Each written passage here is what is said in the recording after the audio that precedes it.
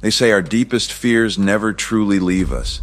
They hide, buried in the corners of our minds, waiting for the perfect moment to resurface. But what happens when they're not just in your head? Welcome to the voices in the wires, where fear doesn't knock, it rings. The quiet hum of a winter night filled Mia's small home. Outside, the snowstorm muffled the world into silence, but inside, the silence was sharp, almost oppressive. Her laptop screen glowed faintly, casting pale light onto her cluttered desk. The blank page mocked her, its blinking cursor an unspoken challenge. Mia leaned back, rubbing her temples. Writing about her past wasn't just difficult, it felt impossible. How could she put into words the weight of a secret she'd carried for years? The phone rang.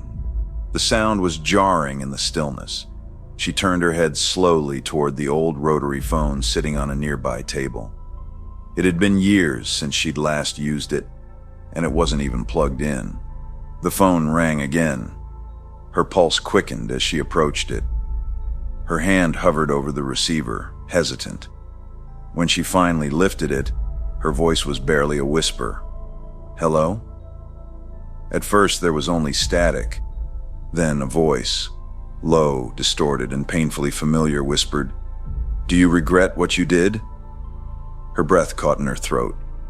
She tried to respond, but her voice faltered. Who is this?" "You already know." The line went dead. Mia stared at the receiver, her hands trembling. How could anyone know? She had buried the truth so deeply, hadn't she? Outside, the snow continued to fall, but the warmth in her house felt thin, barely holding back the cold. David sat in his dimly lit living room, nursing his third whiskey of the evening. The Christmas tree in the corner blinked weakly, its lights dimming as if struggling against the weight of the room's gloom. The framed photo of his late wife on the mantel seemed to stare at him, her smile frozen in time. The phone rang, cutting through the silence. He hesitated. It had been months since he'd answered a call. Months since her accident. The phone rang again, insistent. His hand hovered over the receiver before finally picking it up. "Hello?" His voice was rough, hesitant. "David?" The voice on the other end was soft, trembling. "It's me." His stomach dropped. "No, this isn't real." "Why didn't you save me?" the voice asked, breaking into a sob. David's hand clenched around the receiver. "Stop this. Who are you?" "You know who I am," the voice said. "You should have been there." He slammed the phone down, the sound echoing through the empty room. The tree lights flickered again, casting shifting shadows across the walls. He grabbed the photo of his wife, gripping it tightly as if it might anchor him to reality. Sophie laughed as she spun in front of her camera, modeling her latest thrift store find. Her live stream audience was eating it up, flooding the comments with compliments and heart emojis. She leaned closer to the camera, reading the messages aloud. "Where did you find that jacket?" she read with a grin. "Thrift stores, baby." This was $3. Her phone buzzed, interrupting her. The caller ID was hidden. Frowning, she held it up for the stream. "Unknown number. Creepy, right?" she answered, still smiling. "Hello?" The voice was sharp and metallic, like a knife scraping against glass. "They're watching you." Sophie's smile froze. "Who?" "They see everything," the voice continued, each word dripping with malice. "Even now." She hung up quickly, her heart pounding. When she turned back to her stream, the comments were gone. The screen was filled with a single repeated message. "Who's behind you?"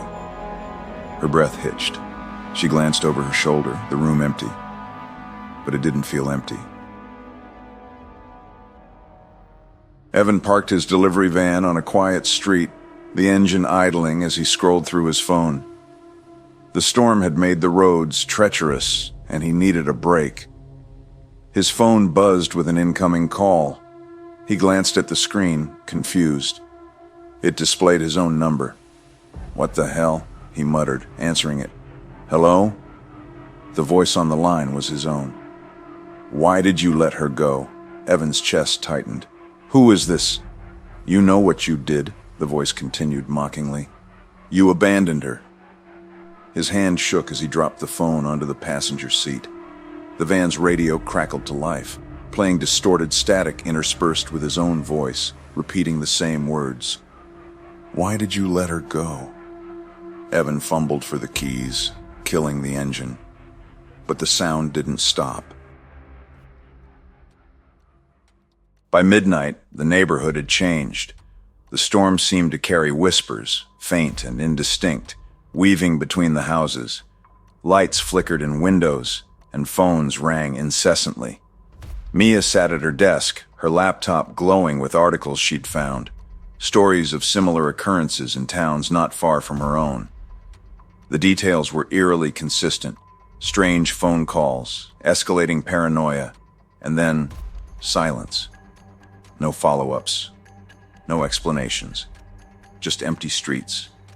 Her rotary phone rang again. She stared at it, refusing to answer. Instead, she grabbed a bottle of wine, downing it in long gulps as the ringing drilled into her skull.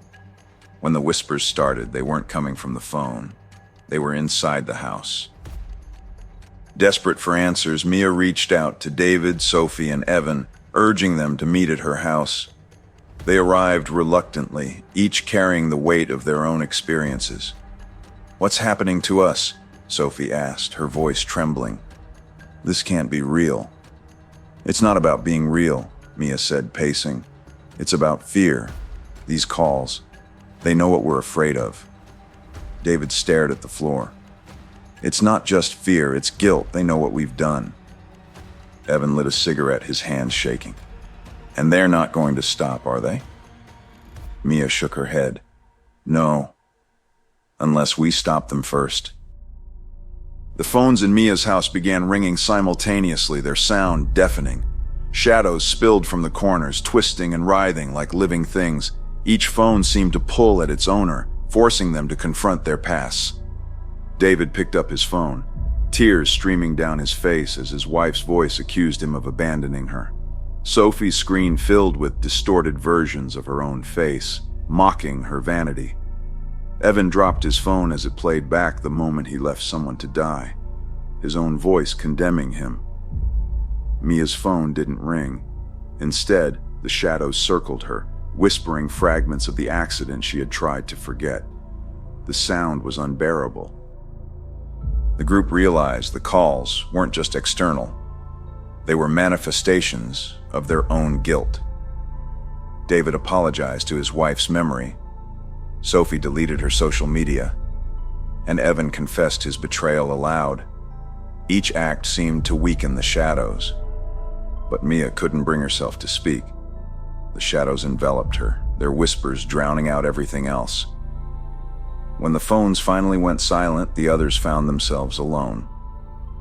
Mia was gone. Fear thrives on secrets. But what happens when it refuses to stay buried? Thank you for joining us for the Voices in the Wires. Don't forget to like, subscribe, and share for more stories that will haunt you.